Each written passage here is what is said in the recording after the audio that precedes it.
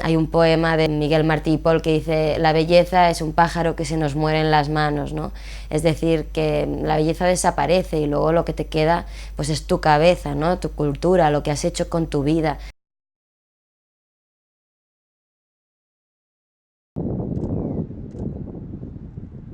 Pues cuando oí hablar de este proyecto me emocioné muchísimo.